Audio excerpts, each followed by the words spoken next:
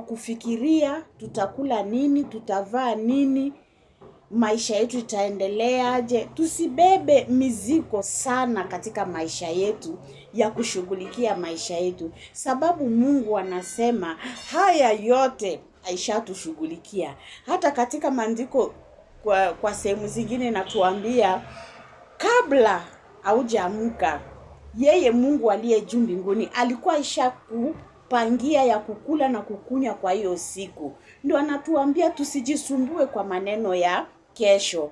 Kesho itajishughulikia. Bwana Yesu asifiwe. Haya neno huwa inanifurahisha sana. Sisi kama Wakristo tunaamini Mungu, tumeokoka, tunamtumainia. Kitu kubwa katika maisha yetu ni kujenga uhusiano pamoja naye Mungu. Tutajenga uhusiano pamoja na Mungu kivipi? Tutajenga uhusiano katikati yetu na Mungu kupitia maombi. Maombi ndio njia moja peke yake ya kujenga uhusiano katikati yetu na Mungu wetu.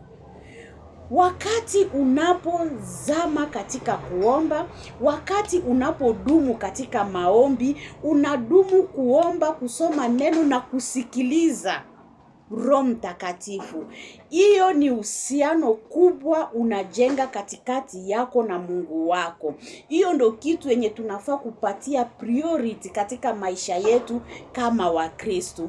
Hiyo kidogo ilikuwa kama mafundisho yetu ya siku ya leo. Wacha Mungu alibariki, tupate kuzama na kuingia ndani katika kuomba Mungu wetu. Na wakati tunapoomba Mungu, tunafaa kumshukuru sana, sababu katika shukrani, katika maabudu, katika sifa, Mungu anadhihirisha. Mungu anadhihirisha. Sometimes unaweza amka unasema leo sijui itakuwaje. Hiyo usifikirie.